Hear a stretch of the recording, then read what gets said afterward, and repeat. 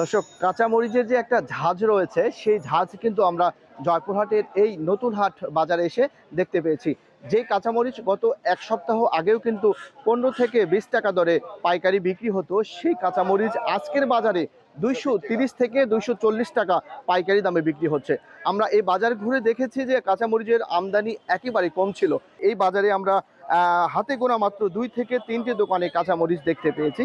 পাইকাররা যেটি বলছেন যে কাঁচামরিচের আমদানি আজকে একেবারে কম ছিল, বিশেষ করে টানা কয়েকদিন বৃষ্টির কারণেই কাঁচামরিচের গাছ নষ্ট হয়ে গেছে বলে তারা জানিয়েছেন। সেই জন্যই কিন্তু কাঁচামরিচের আমদানিটা এখানে একেবারে কম ছিল, যার ফলেই কিন্তু দামটা অনেক বৃদ্ধি পেয়েছে। ক্রেতারাদের কাছ থেকে আমরা শুনেছি, তারা যেটি বলছেন যে তারা যারা 1 কেজি হাফ কেজি করে কাঁচামরিচ কিনতেন তারা কিন্তু এখন একেবারেই সেই কাঁচামরিচ কেনাটা কমে দিয়েছেন। যেহেতু দাম বেশি, সে কারণেই কিন্তু তারা এই কাঁচামরিচ কম করে কিনছেন। আমরা এই বাজার ঘুরে দেখেছি যে একেবারেই কাঁচামরিচ মাত্র হাতে গোনা 2-1টি পাইকারের কাছে ছিল, তাও আবার খুবই চড়া দামে বিক্রি করছে।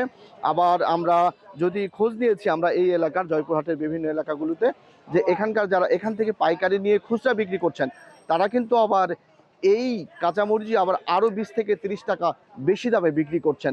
সব মিলিয়ে যদি বলা যায় এক সপ্তাহের ব্যবধানে কাঁচামরিচের দাম জয়পুরহাটে কিন্তু হু হু করে বেরিয়ে গেছে, যার ফলেই একটা ক্রেতাদের মধ্যেই অস্থিরতা কাজ করছে। আমরা বাজার মনিটরিংয়ের কোনো ধরনের এখানে ব্যবস্থা দেখতে পাইনি। ক্রেতা বিক্রেতা সবাই বলছেন যে বাজার পরিস্থিতি স্বাভাবিক রাখার জন্য প্রশাসনের উদ্যোগে এখন পর্যন্ত কোনো ব্যবস্থা এখানে নেওয়া হয়নি।